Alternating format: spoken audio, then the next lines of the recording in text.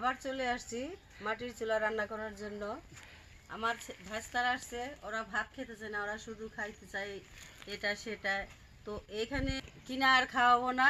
তো আজকে বানানোর জন্য আজকে বানাবো আমি মোগলাই পরোটা। আর এই মোগলাই পরোটা বানানোর জন্য এখানে রেখেছি পেঁয়াজ কুচি, ধনেপাতা কুচি, কাঁচা লঙ্কা কুচি, লবণ, এখানে রেখেছি ডিম, তেল, টেস্টি সল্ট, তারপরে রেখেছি আরও বিস্কিট আর হচ্ছে ময়দা।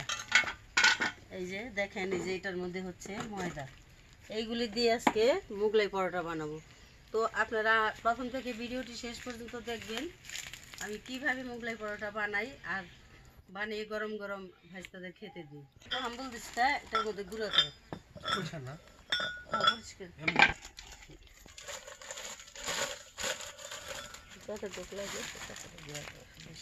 ওদিকে ওই বিস্কুটটা গুঁড়ো করতে থাক আর আমি এদিকে ময়দাটা মেখে নিই। এখানে আমি পরিমাণ মতো নিয়ে দিব।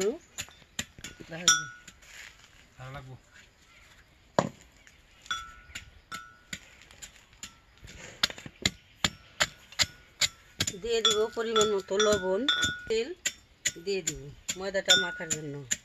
ভালো করে আমি ময়দাটা মিশিয়ে নেব।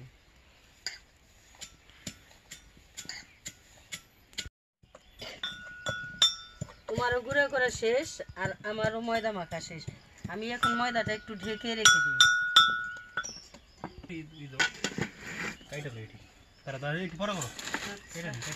এইগুলি এখন একসাথে করে সব আমার গুলে দাও। এই যে ডিম নাও, কাঁচা লঙ্কা, পেঁয়াজ সব কিছু দাও।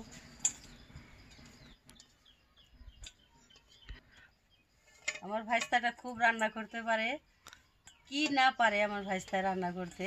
আর ওর হচ্ছে হবি হচ্ছে যত মশলা আছে ইন্ডিয়ার থেকে সব মশলা এনে ঘর ভরে রেখেছে, সব কিছু প্রতিদিন কিছু না কিছু তৈরি করে। ওর খুব ইচ্ছা ভাজা পোড়া যত কিছু আছে ও তৈরি করতে পারে। এর জন্য আজকে যে এই আয়োজন করছি।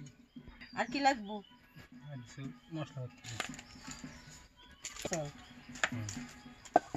এখন আমি এই মিশ্রণটার মধ্যে টেস্টি সল্ট দিয়ে দিব। বাটা আছে না,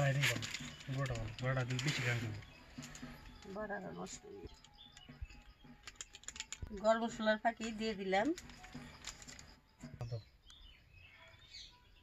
লবণটা দিয়ে দিলাম। মিশানো হয়েছে? আচ্ছা, ভালো করে মিশাই দাও। জিরার ফাঁকি একটু দিয়ে দিই, ভালো করে মিশানো।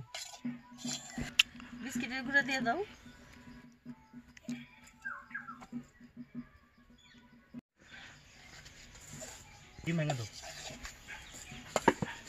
ডিমগুলো মিশ্রণের মধ্যে ভেঙে দিব।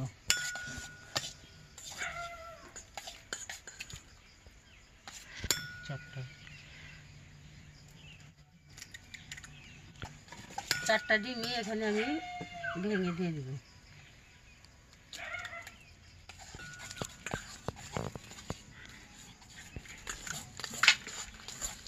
হয়ে গেছে, এখন বেলো, তুমি বেলে দাও, আমি ভাজি।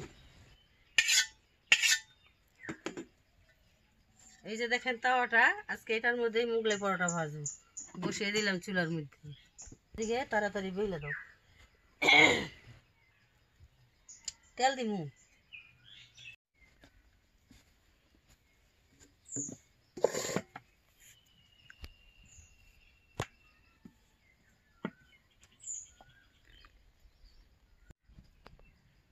তাওয়াটা গরম হয়ে গেছে, তেল দিয়ে দিব। এখন এটা উল্টিয়ে দিব। এক পিঠ হয়ে গেছে।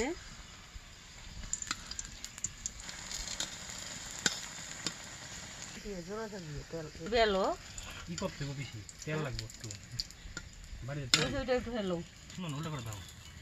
উল্টা আরো কষা। মোগলাইটা ভাজা হয়ে গেল, নামিয়ে নিব।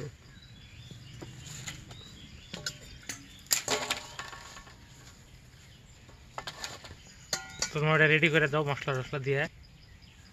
তরমুজ হয়ে গেছে, এটা তাড়াতাড়ি দাও।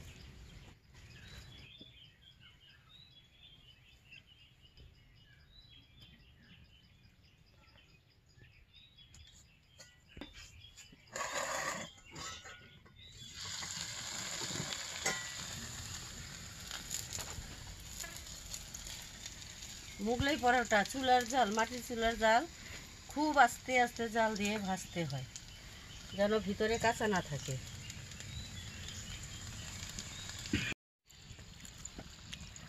দেখেন কি সুন্দর হয়েছে মোগলাই পরোটা। এবার এটা হয়ে গেছে, নামিয়ে নেব।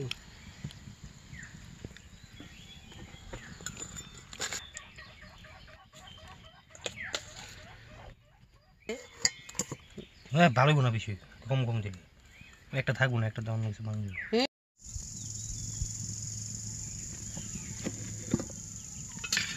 দেখেন দেখেন, শুধু রেস্টুরেন্টে এই ধরনের খাবার হয় না, আমরাও বানাতে পারি। দেখেন কি সুন্দর মোগলাইগুলো হয়েছে, একেবারে এত সুন্দর ফুলে টুবা টুবা হয়েছে, মনে হয় দেখলেই খাই। তো বন্ধুরা, এইভাবে আপনারা এই মোগলাই পরোটা বানায় খাবেন, ছেলে মেয়েদের বানায় বানায় দিবেন, ওরা খাবে।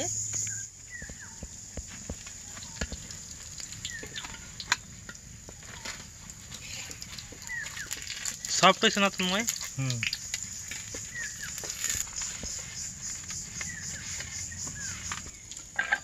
এই কেমন হয়েছে,